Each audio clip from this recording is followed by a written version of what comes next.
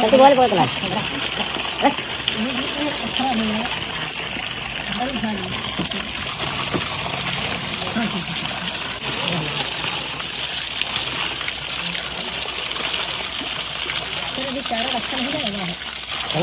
Hello दोस्तों, नमस्कार, आदाब। मैं डॉक्टर उमर खान आज आपके सामने ये बेहद बेहतरीन केस, ये रूमेटोमी का केस है जो लेकर आया हूँ। ये किस तरीके से ऑपरेशन किया जाएगा, ये कौन सा इंजेक्शन ये लगाया जा रहा है, उससे पहले मेरी आपसे रिक्वेस्ट है कि मेरे चैनल को सब्सक्राइब करें, लाइक और शेयर करें। ये लिग्नोकेन हाइड्रोक्लोराइड है, ये लोकल एनेस्थीसिया है, जहाँ पर लगाया जाता है वहीं से ऑपरेशन किया जाता है, या जहाँ ऑपरेशन करना होता है वहीं पर इसको लगाया जाता है। ये रिकरेंट टिम्पैनी थी, अफारा बना रहता था, तो ये ऑपरेशन किया जा रहा है पेट का कि इसका आखिर अफारा क्यों बना रहता है, अफारे का रीजन क्या है, इसके पेट में क्या फंसा है, रूमन के अंदर क्या मिलेगा, रेटिकुलम में क्या मिलेगा, उसी से इस बात का अंदाज़ा लगाया जाएगा, पता लगाया जाएगा कि आखिर इसको हुआ क्या है। तो ये देखिए, यहाँ से वो साइड है जिस साइड से हम ऑपरेशन करेंगे, और ये यहाँ से 24 नंबर का ब्लेड हम लेंगे और यहाँ से ये इंसीजन लगा देंगे। ये इंसीजन लगा दिया और यहाँ से रूमन को हमने खोल दिया, रूमन यहाँ से बाहर आ गया, और इसके बाद यहाँ से इंजेस्टा हम निकालेंगे।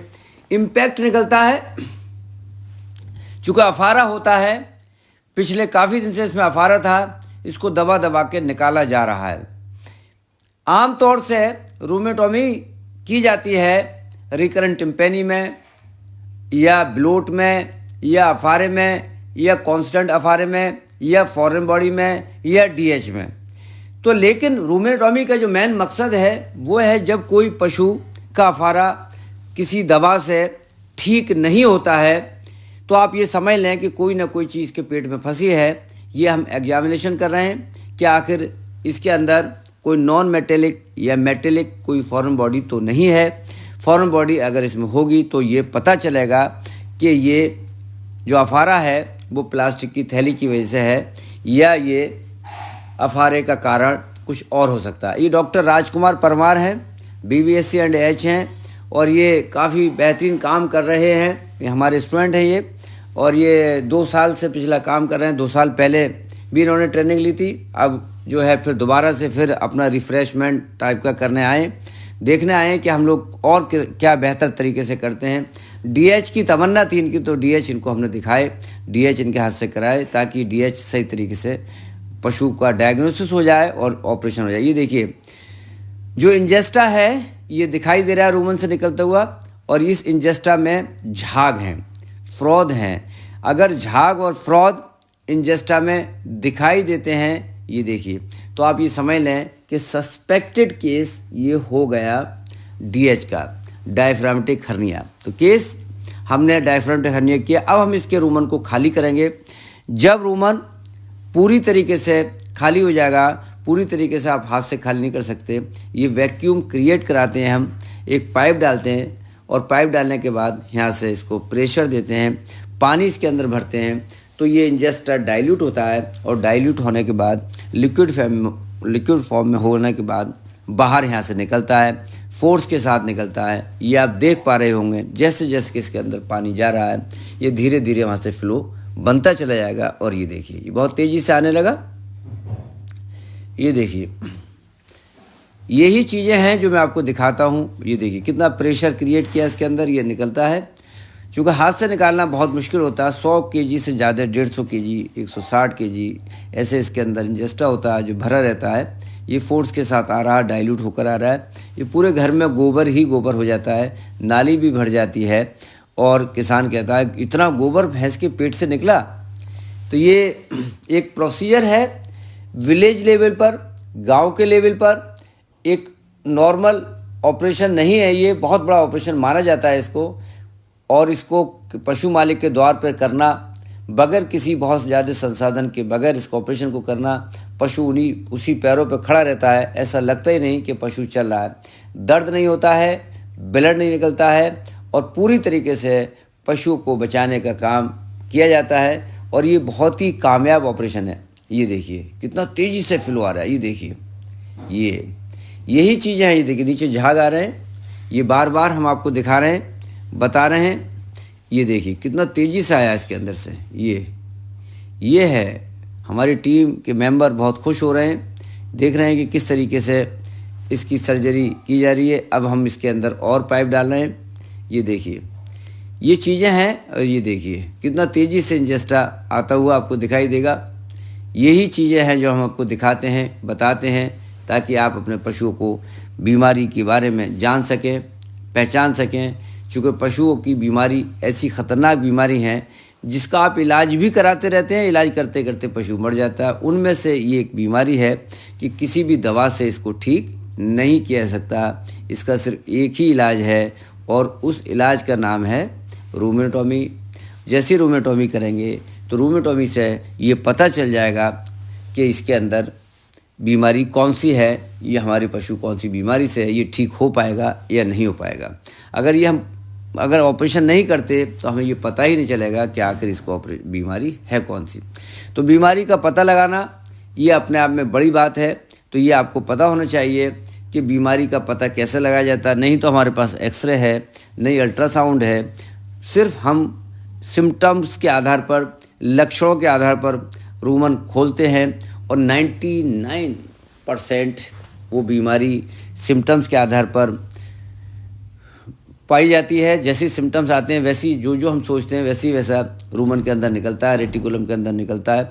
बहुत अच्छा लगता है कि सिम्टम्स के आधार पर खोलना और उसके बाद वैसा ही मिलना। ये डॉक्टर राजकुमार परमार पाइप पकड़े हुए हैं। तो हमारा जो मिशन है, ये झाग निकल रहे हैं, जो हमारा मिशन है साफ मिशन है। किसी भी पशु की मृत्यु नहीं होनी चाहिए किसी बीमारी के कारण।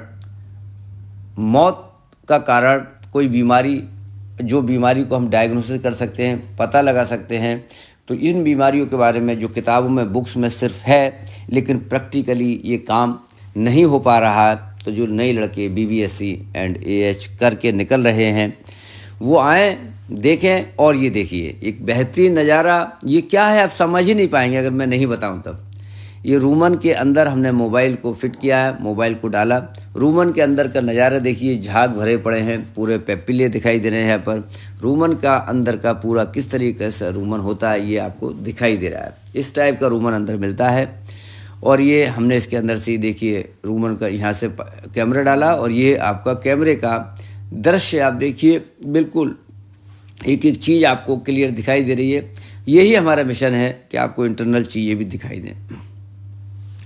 पशु मालिक को पता रहना चाहिए कि मेरी भैंस को क्या हुआ है, मेरी भैंस आखिर मरी तो क्यों मरी। किसान को भी इस बात का पता होना चाहिए। अब ये वो पॉइंट है, ये वो हिस्सा है जहाँ से हम इंजेस्टा निकालने के बाद पूरी तरीके से रेटिकुलम का और रेटिकुलम के साथ जो डायफ्राम है उसका और हम रूमन का पूरी तरीके से यहाँ से जांच करते हैं, इन्वेस्टिगेशन कर लेते हैं। यहाँ से बिल्कुल पूरी तरीके से हाथ डालने के बाद हमारे हाथ के द्वारा पता चल जाता है कि आखिर इसके अंदर कोई लोहा, मतलब मेटेलिक बॉडी, कोई नॉन मेटेलिक बॉडी रेटिकुलम में फंसी है नहीं फंसी है, और रेटिकुलम को पार करके ये DH हुआ या नहीं हुआ, ये कंफर्मेशन करने जा रहे हैं हम DH का, डायफ्रेगमेटिक हर्निया। बहुत मेहनत करनी पड़ती है, चूँकि वो जो डिस्टेंस होती है रूमन से रेटिकुलम को पार करना, और रेटिकुलम से डायफ्राम को जब पार करके रेटिकुलम जाता है तो उसके अंदर हाथ डाल के देखते हैं और ये पता लगाते हैं कि आखिर ये केस रूमन, ये केस DH का है या नहीं है। जैसे ही कंफर्म हो जाएगा कि ये केस DH का है, हमारा हाथ अंदर जा रहा है, तो आधी से ज़्यादा समस्याएं हमारी सॉल्व हो जाती हैं और पता चल जाता है। फिर हमारा सिर्फ एक ही उद्देश्य रहता है। ये देखिए कितना मुश्किल काम है, सबसे मुश्किल काम है इसका एग्जामिनेशन करना, पता लगाना। बहुत ही ज़्यादा मेहनत करनी पड़ती है, बहुत दिमाग लगाना पड़ता है और देखना पड़ता है कि आखिर क्या हुआ है इसको। ये चीज़ें हैं जो पशु चिकित्सा विज्ञान को अपने आयाम पर, बड़े ऊंचे मुकाम पर लेके जाती हैं और लेके जाएंगी, और हम किसी से कम नहीं। अगर ह्यूमन में सर्जरी होती है तो हमारी सर्जरी भी होगी। खुले आसमान के नीचे होती है, पेड़ के नीचे होती है। और ये देखिए पूरी तरीके से दोबारा से हमने इसको पानी क्रिएट किया, जो कुछ थोड़ा बहुत रह गया था मलबा मसाला, उस मसाले को दोबारा से फिर निकाल रहे हैं और ये बहुत तेज़ी से भी आएगा। देखिए ये आना शुरू हो गया और ये मेरा हाथ अंदर रूमन के अंदर है, इस चारे को हम रूमन और रेटिकुलम के बीच से, जो रेटिकुलम है उसका भी निकाल रहे हैं और रूमन का भी निकाल रहे हैं। चूँकि ये कंफर्म हो गया कि ये केस डीएच का है। अब तक हमें ये कंफर्म नहीं था ये केस डीएच का। जैसे ही हमें पता चला डीएच का है, तो डीएच के बाद हमारी जवाबदेही बनती है कि हमें पूरे रूमन को, पूरे रेटिकुलम को खाली करना पड़ेगा। चूँकि नेक्स्ट डे हमको रेटिकुलम का ऑपरेशन करना है, डीएच का ऑपरेशन करना है, रेटिकुलम को निकालना है, तो किसान को तैयार भी करना है। तो ये रूमन हमने खाली किया है और खाली करने के बाद हमने किसान को बताया है, ये देखिए पूरी तरीके से डीएच का कन्फर्मेशन होने के बाद अब हम यहाँ से धुलाई वॉशिंग करने के बाद इसको यहाँ से रूमन को बंद कर देंगे और नेक्स्ट डे हम इसका सर्जरी करेंगे और सर्जरी के बाद की वीडियो भी हम आपको डालेंगे।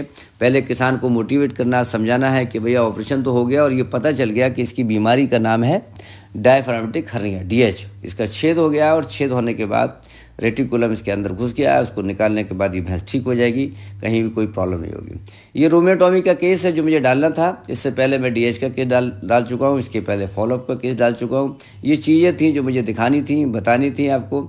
यही चीज़ें से आपको पता चलेगा कि आखिर किस टाइप से केस ठीक होता है।